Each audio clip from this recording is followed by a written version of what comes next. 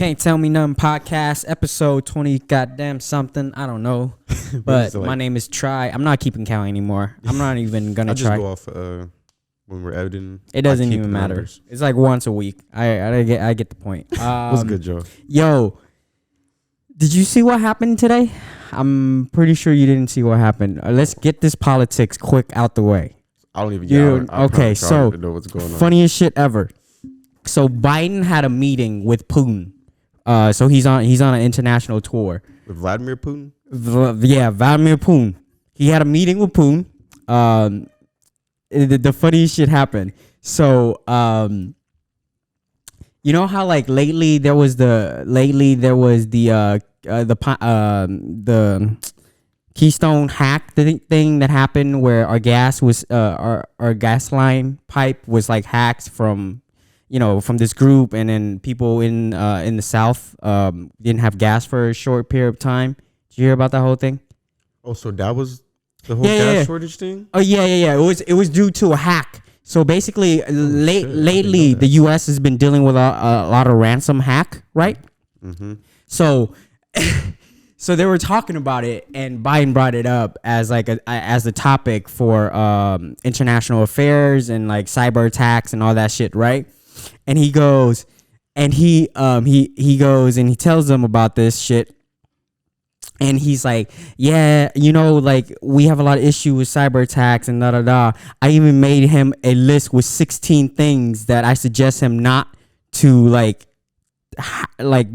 basically, essentially what he did was he gave the Russians a list of 16 names of America very important infrastructure not to hack. But it's like giving your opponent the recipe to like hack your shit. It's basically, you just give him the idea of like, right. Okay, now I know they're talking about cyber attack, and he literally is like, yeah, I gave him a list of 16 names that are not okay to touch. Like it is like not permitted to like hack and to mess with these American like infrastructure. And I'm like, why the fuck did you give him a list of 16 things? This is, by the way, the leader of Russia, who we can't trust. Exactly. And like we don't got a good relationship with him. And then sorry, but to interrupt you, but was it like a meeting or something? Yeah, it was a meeting, and then in the meeting he meant to say I think Siberia, but he said Liberia. I don't know. There was a last mishap, and then he yelled at one of the CNN press for something that she asked. He's like, she asked him a question, and he like lashed out at her. And then also on the press, he's like, before he pulls out the paper. He's like, all right, so according to what they said, I gotta ask these certain people these type of questions. So I'm just gonna read off the paper of like the list of names that they told me to call on. And I'm like, so somebody wrote you a piece of paper saying only to call on certain journalists. I don't think he's supposed to say that out loud. Yeah, but no, there's like, bro, if you, it's not, bro, if you go and look at all these clips, there's so many Biden dump where I'm like, you're not supposed to say that, my guy. Like, what? Even if they made you a list, you're not supposed to go on to the fucking press and say, oh yeah, they made me a list, so I can only call out these names. So like, if you're a journalist and you want to answer. You want to ask me questions? If you're not on this list, I can't fucking call on you. I can't. And then give Russia a list of 16 things not to hack. It blows my mind. I try not to. It was funny. It's just I'm funny. voting for Biden, so I try to ignore the stupid stuff he does. Bro, it's funny. Like, and then Putin had a press conference talking about him afterwards. It was just funny. And then supposedly he had a note. He had a piece of paper and notes there while he was talking to Putin. Like somebody in his aide gave him a note just to get him through the fucking conversation with Putin. Yeah. Yeah, man, he's old, and I don't know. I don't know, man. There's a lot of. I mean, you're not gonna see this on the news. Like, you're gonna try to hide it, but I got it from. For sure, not gonna. I got it from like a bunch of YouTubers that I watched that are like that dug deep into the research and look up all these videos. Cause he was on C-SPAN 3 talking press conference.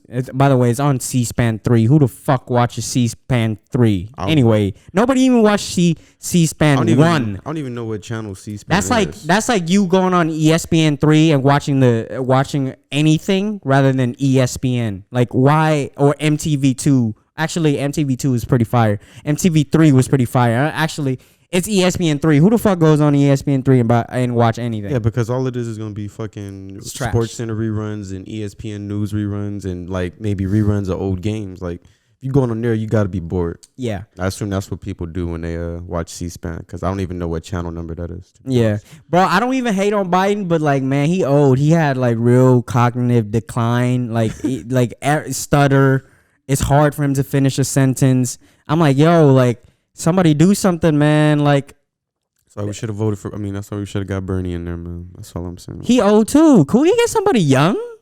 Man, why everybody got to be 80? Well, you got to be old. Don't you got to be like 40? You got to be 45. Yeah, you got to be 45. But yeah, okay, about 50. 50 is a good age. Like 50, like Barack was the youngest. Yeah. Barack like still had his fucking whole head of hair, and actually at the end he didn't really have. No, he had his hair. It was just gray. Yeah, at the end that shit was white. I'm surprised he didn't go bald. I'm surprised there's not a lot of presidents that go bald. But I think when you got money, you start doing LeBron shit with your head, bro. I don't know. I recently saw a picture of Elon Musk.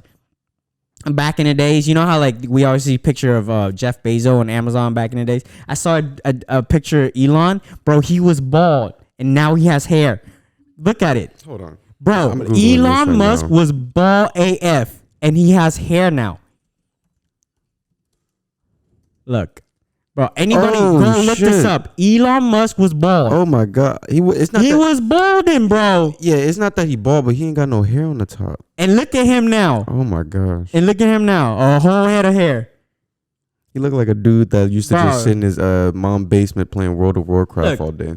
Boom and boom.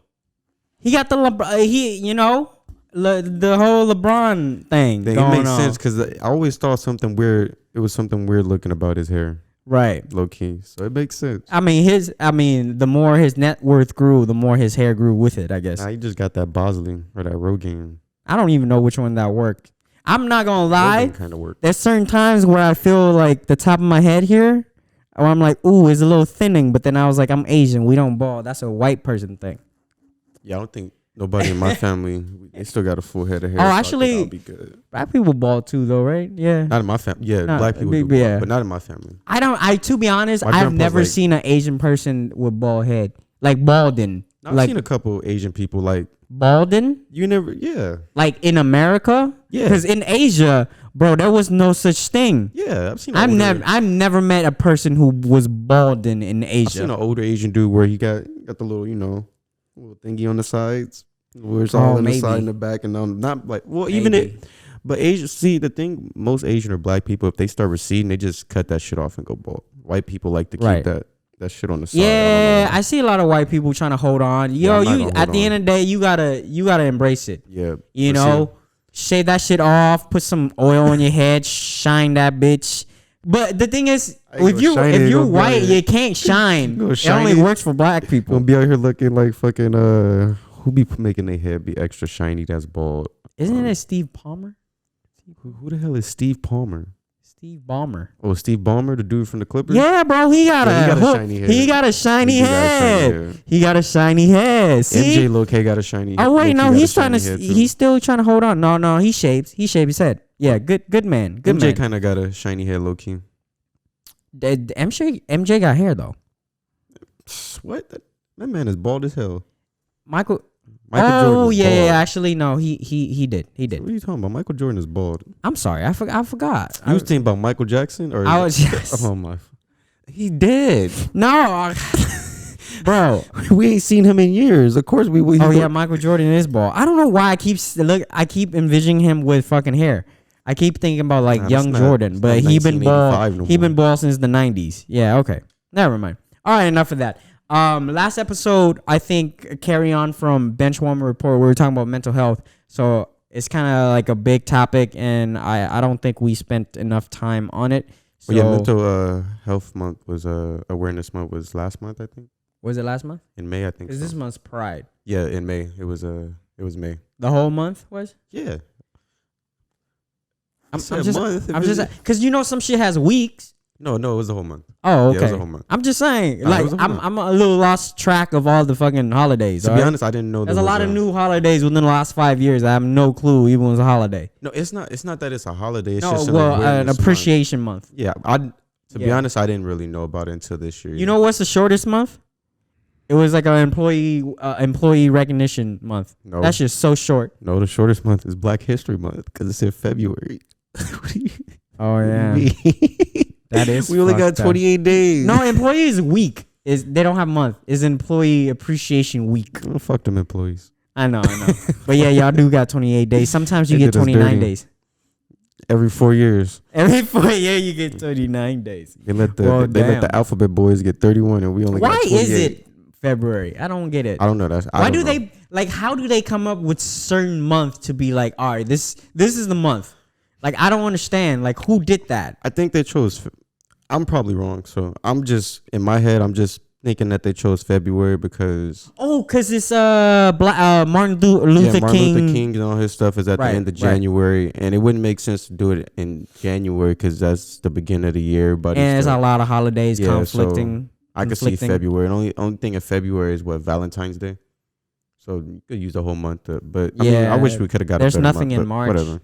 It is what it is. At least we got a month. I'm not mad at it. There's nothing in March, is there? No, March is There's nothing in March. March is like spring break. No, I think isn't March like Hispanic Heritage Month or is that October? No, October is the month, support the troops month, and breast cancer awareness month. No, November is the troops. October is breast cancer awareness. I know there's a Hispanic Heritage Month somewhere in there because in the NBA they be wearing like the Los Lakers, why Pride get the most litest month? June. That's like vacation time. Because isn't Pride around this time in June? Like the parade thingy? Oh yeah, it's lit. It's in June, so it's lit. Oh, you think it's gonna happen?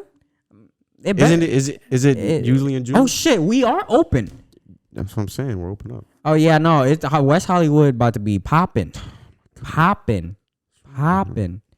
I don't have any gay friends left. They all used to be my ex coworker, but it would have been fun if I would have gone West Hollywood because Nicole loves fucking West Hollywood. I like West Hollywood. So. You don't like going to West Hollywood? I like going to West Hollywood. They all been the bars out there, bro. Everybody's nice. Well, obviously, rightfully so because we're guys, so they're all nice to us. But not even because it's a lot of. I'm a little Asian boy, so we thrive out there. What's the correct term? I guess homosexuals. Not because there's a lot of homosexuals that live out there, but it's like it's a more progressive community in general. Yeah, no. I've been out there before. I'm purely just saying it based on how the layout is. Like the layout is like really cool when you like trying to have a fun night and you're like in a close proximity of things. What street is that in West Hollywood? I forgot. But it's not the walk. No, like I want to say that might be Melrose. I don't know. I don't know my street very well. Wilshire, one of those streets right there once you pass Beverly Hills and right when you barely enter West WeHo. It's like a light. WeHo, my guy. WeHo. I'm not from there. Why are you saying WeHo is WeHo? Fuck, man. I know you not talking. Bro. You should be the last one talking. Why? Why me? You can't enunciate shit. That's true, but I'm Asian. You're born here. You're meant to fucking pronunciate English very well. I'm not white. Is that No, I'm joking. You're right. It's WeHo. Yeah. All right. I don't know why I said that. All right. Well, going back to the mental health thing. Okay. Where do we left off? Because you was very I don't remember. You was very passionate about the thing, but I don't remember. We were talking about athletes and mental health, right? And so I think the whole discussion was that I think I wasn't trying to deny the fact that mental health is important. I think where my point is with mental health is that, and maybe I should just start with this article that kind of like start the topic again because we were like kind of talking off air a lot. But the article on NetShark was the title was like why Asian parents don't talk about mental health and how to heal from it, and it's like this kid where is a daughter of an Asian parent, and she wrote it. She's like, I rarely spoke to my parents about mental health growing up because I feared that I would be scolded. For many Asian Americans, talking about mental health issues, especially to their families, it's like pulling teeth. I'm just gonna read a little bit and then we'll go into the topic more. Asian Americans are 3 times less likely to seek mental health services than other Americans. It is considered taboo to acknowledge, and often we are told things like "get over it" and we had it so much worse than you. Which is, what the parents would respond. And then this is the last thing I'm going to read. She says, I recall how mental health was deeply stigmatized in the Asian community. Even when I was seeking health services, the nurse I met with at the doctor office had no idea what I meant when I asked her for a referral for a mental health specialist. I remember that the first character in the Chinese word for psychologist was heart, but I didn't know the second. With my feeble contonacy, I gestured to her heart, feeling, talk to a doctor about feelings. I guess it's her trying to explain mental health to a doctor. So yeah, I think, okay, she makes a great point here in this article, and then you can read the rest of the article on NetShark. But the article is very pinpoint and accurate. The fact that Asian American, especially if you were, born in Asia, mental health isn't really a thing that's been talked about, and you want to speak to how that is negative, and then I can, chime in as to where I feel about that. I don't feel like that's, I mean, I get what you're saying. Yeah, it's not really a good, I guess, type of ideology to live by, like just making mental health taboo and stuff, because at some point there's a lot of Asians, like if you look at the statistics, I'm pretty sure there's a lot of like young Asians, especially like from our generation, that are depressed because, like you said, they grow up in these households where their parents don't really let them, I guess, talk about their feelings in a sense. Right. And that'll take a toll on you if you're just bottling all that like pain or frustration or depression, anxiety, whatever it may be. If you're just bottling that up for so long, it'll take a toll on you. Like it's going to take a toll on you mentally. Eventually, it's going to take a toll on you physically. You're not going to be eating as well. You're going to start maybe doing drugs to cope with the pain or whatever it may be. You're going to maybe start causing self-harm to yourself. It's also going to take a toll on you in your relationships. You're gonna be more irritable if you're going through a depression episode, right, or an anxiety episode. Let's use like the surface mental health issues. We don't got to go into like schizophrenia and none of that. But if you're going through like a depressive or anxiety episode, then you're gonna be irritable. You're gonna be irritable around friends and family, and it's gonna affect the way that you interact with people. Is going to affect the way people interact with you. It's going to affect what you do in life. If you're able to progress and succeed in whatever you're doing, whether it's schooling, work, whatever. It's just, I think it's something that, because I feel like even like when I was growing up, it's the same way almost in black households. Like, did you feel like the topic of mental health has been like a lot more alarming, and there's a lot of more discussion surrounding it now compared to when we were growing up? Or did you feel like at the time we were too young to know what it was, but the older people at the time were talking about it? We just haven't got to the point where we're like adults and now we're talking about it. Nah, I feel like what you said first is we're in an era where, we're in a sensitive era, but not even that we're in a sensitive era. We're in an era where people are just more educated. You can find anything on the internet. Right. So when it comes to mental health, you see all these on the internet and social media. You see all these young kids committing suicide because they're getting bullied at school. You see all these young white kids shooting up schools because they might have, no matter what you say, like they're still thugs or whatever. They're pieces of shits. But at the end of the day, they most likely probably have some type of mental health issue. Right. So yeah, it's became a bigger thing because if we took mental health more serious, I feel like a lot of situations, like a lot of these, and I don't want that to sound like a dickhead statement, but if we took it more serious, I feel like a lot of those like situations, the Sandy Hooks, the what's the one that happened in Florida, the one in Lakeland, Florida, the I don't Pulse know. There's nightclub. a lot. I just can't. Oh, like yeah, the Atlanta issues. Yeah, the dude shooting up the massage parlors in Atlanta. Like a lot of these things, Dylan Roof.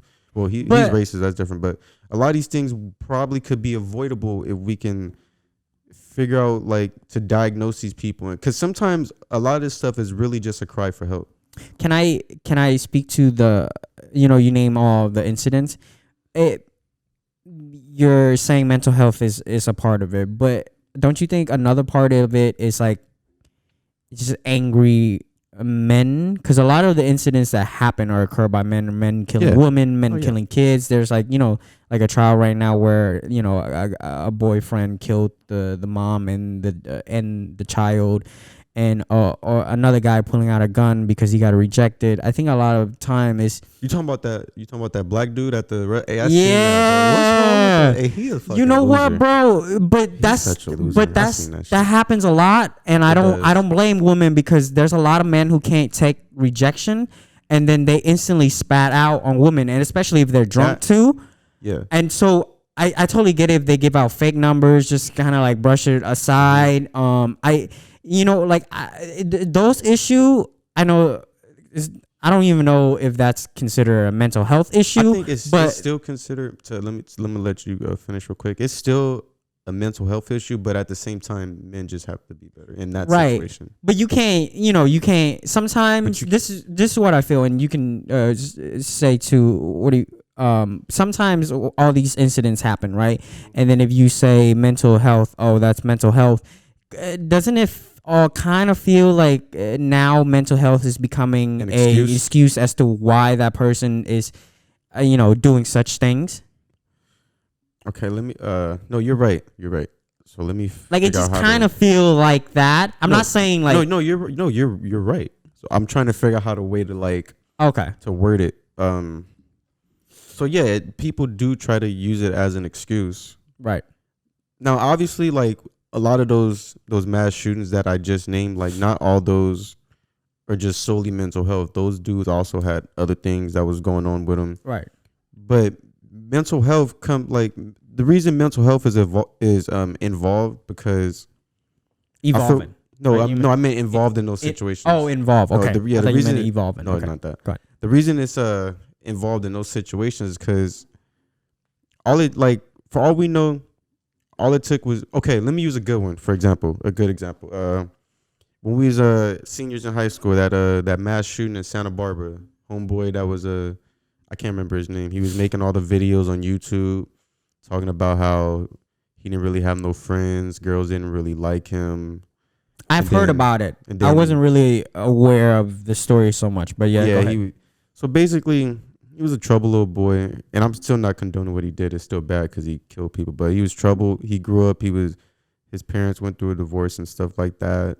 So that's me personally knowing that, like, when your parents go through a divorce as a kid, that's gonna mess up your mental a little. Right. So his parents went through a divorce. He was always getting bullied in school. He was always really like switching from school to school. So he never really like had any true friends. Mm-hmm. So he never had no one to talk to. So at some point in his head, he's gonna start thinking like pretty much fuck everybody. Right. No one really cares about me. There's no one I could talk to about my pain. When if he probably would have just had that one person that he could have talked to that would have been understanding, then maybe all of that could have been avoided. So do you, before I go on to like a way of like kind of not protecting, but like defending the Asian belief a little bit, I just want to ask more questions about it. As far as like, what do you feel like is the most productive way to combat mental health or spot out or, intervene and help people who feel like they're going through mental health issues or even, experiencing remotely something close to that, but can't really figure out what it is and, trying to figure out, is it mental health issue or is it not? Or is, like how can you combat that? Like, what is the best way? Cause it's like it's hard to figure out what is the best way. Cause sometimes people don't want help, and then they feel like it. Sometimes help can make it worse.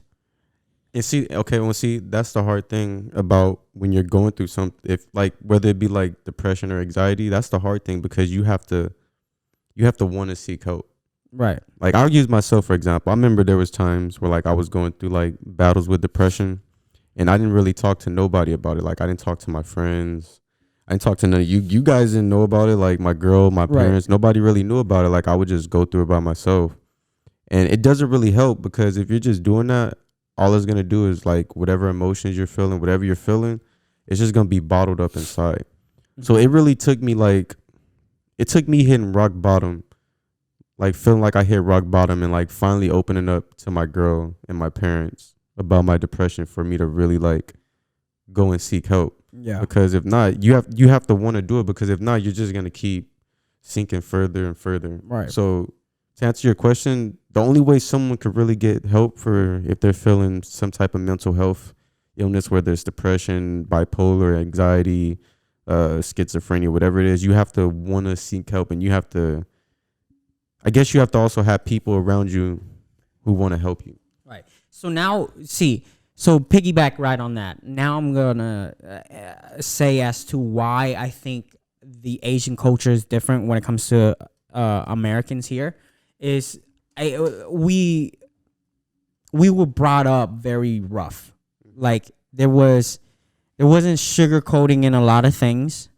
There wasn't anything that was giving to us in a way where that's how we asked for it. Everything was, different, and everything was raw and everything was rough. And Asian parents if you ever heard the sentence "Tiger Mom," is very fucking true. Tiger Mom, I don't know what that is. Yeah, Tiger Mom. You ever heard of that? Tiger Mom's like a phrase for like crazy Asian parents, crazy Asian moms. Pretty much, it's Tiger Mom. Anyways, but growing up, my mom and I can say for me and for my cousins, all that. I think Asian parents don't allow their kids. Now, before I say it, the reason why I feel like it's a positive thing is because it instilled a lot of strength in myself to know that if there's anything wrong in my head, that I am ultimately the person who can fix all kind of issues, and never to blame any issues on other people, but always blame it on yourself. And then by doing so, I can then self-reflect a lot, and I can fix those issues within my own head. So the reason why I don't now, I'm like last episode, like I said, like I'm wrong, but just for my sake and for how I, cope with things and how I was brought up, like, I don't truly believe in the whole mental health issues because I feel like nothing will allow me to get to the point where I will use that as an excuse. Now, like. Mm-hmm. My mom will always be like, in the article, she's like, yeah, you get scolded by because it's like, yo, like deal with it, get over it, just whatever it is, find a way to solve it. Don't entrust that issue on somebody else, because the worst thing you can do is bring your problem and then just just drop it on somebody else's plate. Mm-hmm. as the Asian culture, like.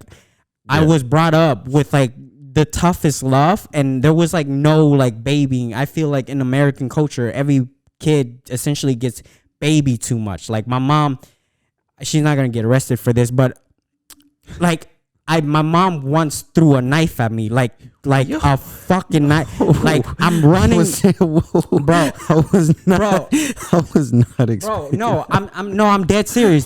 Shit. I'm dead serious. The reason why I keep trying to tell people, and it's hard for me to understand Americans, and when I try to tell other people, it's like I was brought up different. I'm just built different. Yeah. We all like. I think another thing is Americans tend to think like this is how the world works, and a lot of Western countries tend to feel this way, but that's not how the fucking world works. Like once you get out the Western world atmosphere, like life is different. Like my mom, like I was like locked in an attic with live chickens and chicken shit for a whole day with no water, no food, and I had to break down into the attic and like almost broke my ankle. And my mom looked at me like, what the fuck are you doing? Like, you're supposed to be locked up in there for like longer than a day.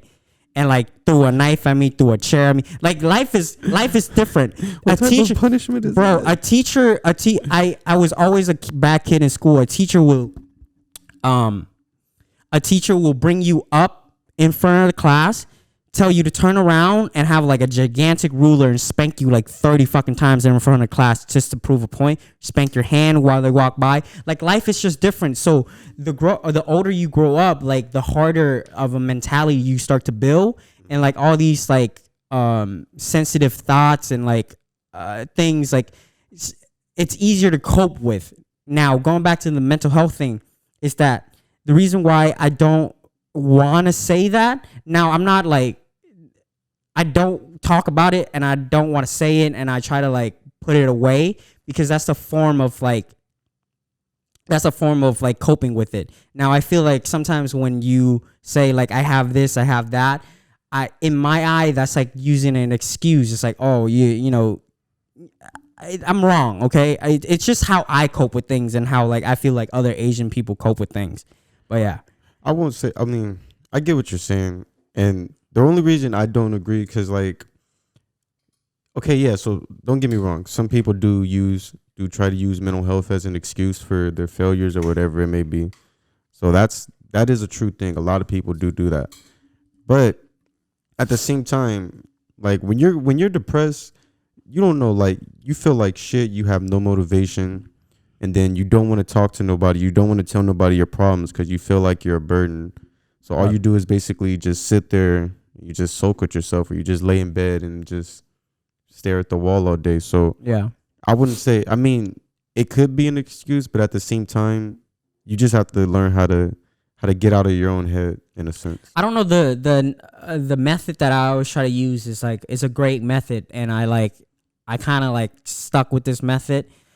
But I will use an example. The method is like, I was in Vietnam once. I was going back for vacation, right? And like it's 110 degrees there, humid, plus it could rain. So it can rain, it can be hot, and all that, and the sun's beaming at you.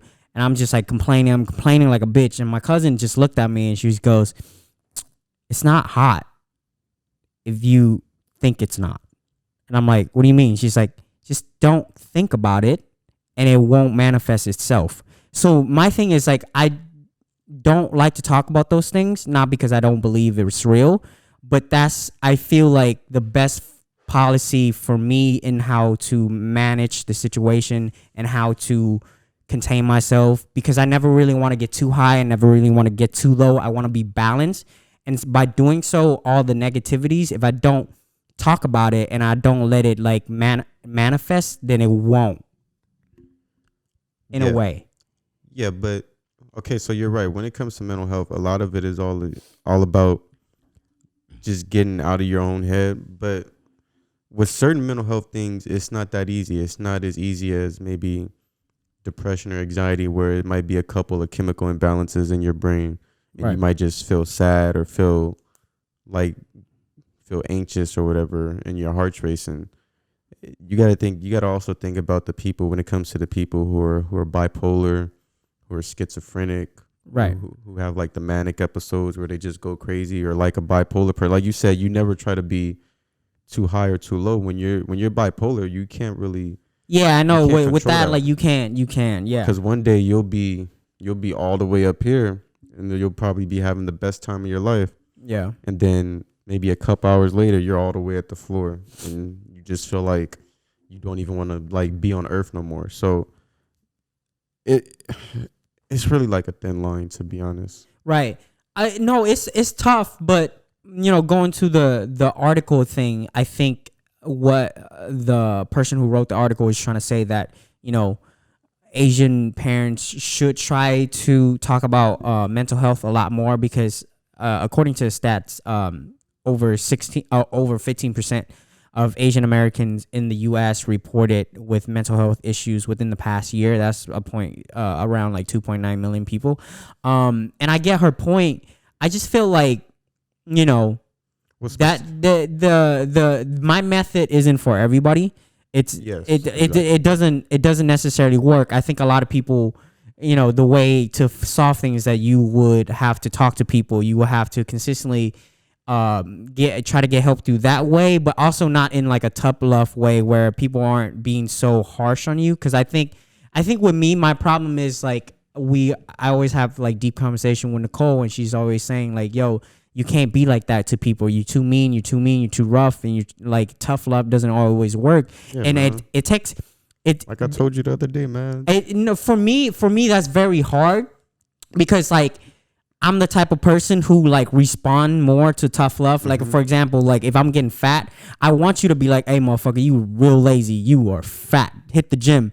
But I know a lot of people that doesn't work. That will actually like make them go worse. To the corner and cry or something like that. So for me, no, worse than that, it'll make them go eat more and they're gonna get bigger. Yeah, healthier. So I think with me is I try to be as understanding as possible, but also I know at the end of the day, I'm just the way my brain works. It's hard for me to understand those things, and so like I always revert to tough love as the way, just because how I was brought up, because I feel like it's important to have a little bit of that where you can handle tough love, but it's perfectly fine if you can't.